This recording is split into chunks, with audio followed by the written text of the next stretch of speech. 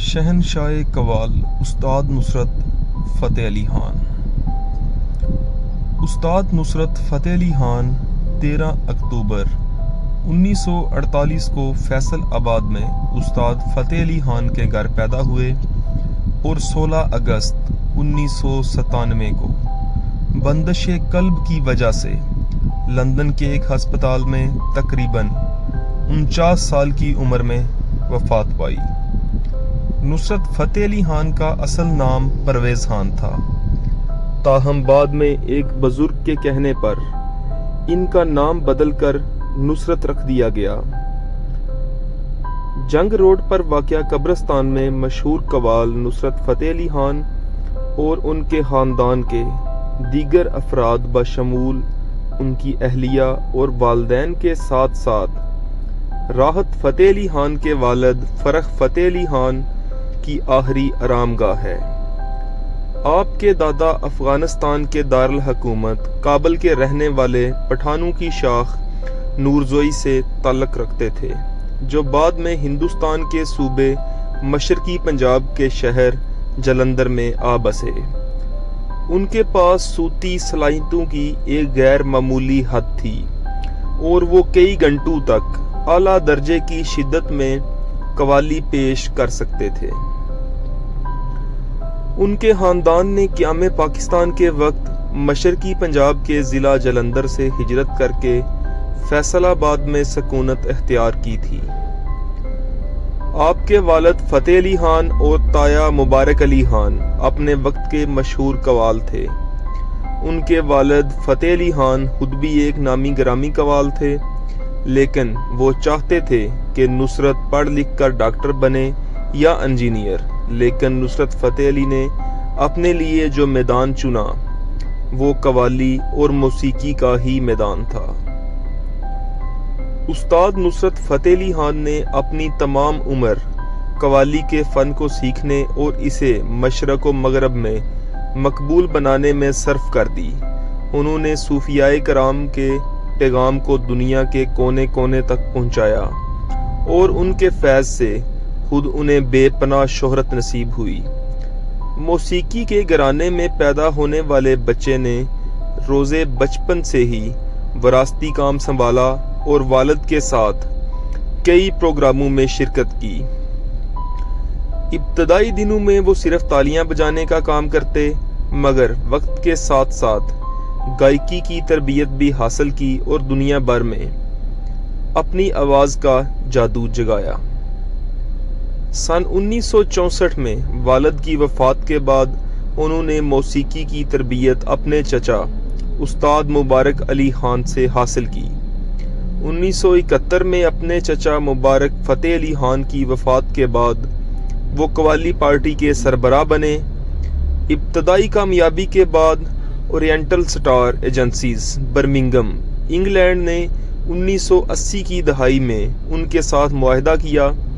نصرت فتح علی خان عظیم پاکستانی قوال، موسیقار، موسیقی ڈائریکٹر اور بنیادی طور پر قوالی کے گلوکار تھے۔ نصرت فتح علی خان کو اردو زبان میں صوفی گلوکار اور جنوبی ایشیا کے سب سے بڑے قوالی کے گلوکار کے طور پر جانا جاتا ہے۔ انہوں نے پاپ و کلاسیکی موسیقی کو یکجان کر کے موسیقی کو نئی جخت بخشی۔ انہیں شہنشاہ قوالی بھی کہا جاتا ہے۔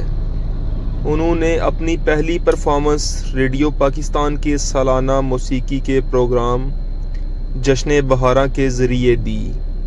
ان کی پہلی کامیاب قوالی حق علی علی تھی، جو دنیا بھر میں ان کی شناخت کا باعث بنی۔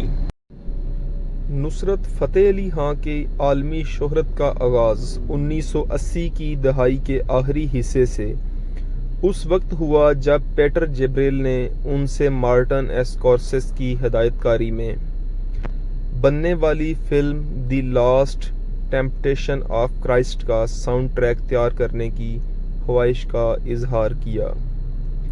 یہ ان کی فنی زندگی کے نئے سفر کا آغاز تھا۔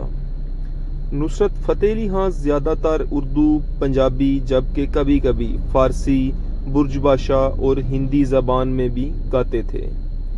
انہوں نے زندگی میں متعدد البم ریلیز کیے، جس میں قوالی کے 125 آڈیو البم شامل ہیں، جس کی وجہ سے ان کا نام Guinness book of world record میں بھی درج کیا گیا۔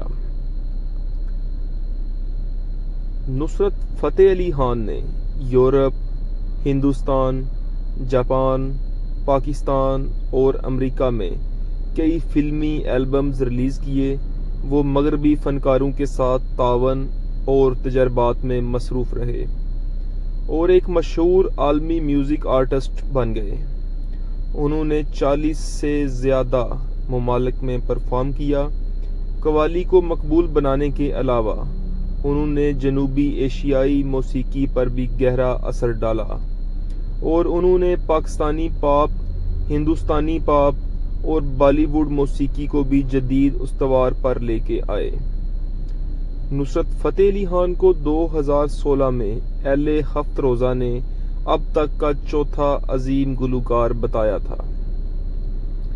نصرت فتح علی خان کے مقبول نغمات میں دم مست کلندر، آفریں آفریں، اکھیاں اڈیک دیاں، سانو ایک پل چین نہ آوے اور غم ہے یا خوشی ہے تو کے علاوہ مظفر وارثی کی لکھی ہوئی مشہور حمد کوئی تو ہے جو نظام ہستی چلا رہا ہے سر فہرست ہیں۔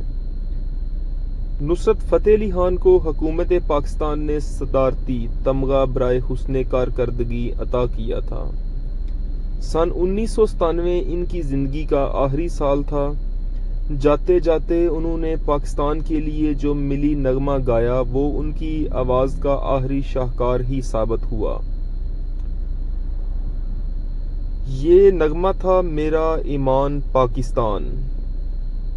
اسی سال اور اسی مہینے میں جس میں پاکستان کا یوم پیدائش ہوتا ہے، اسی سے 2 دن بعد یعنی 16 اگست کو انہیں اس ملک سے ہی نہیں دنیا سے بھی رخصت ہونا پڑا۔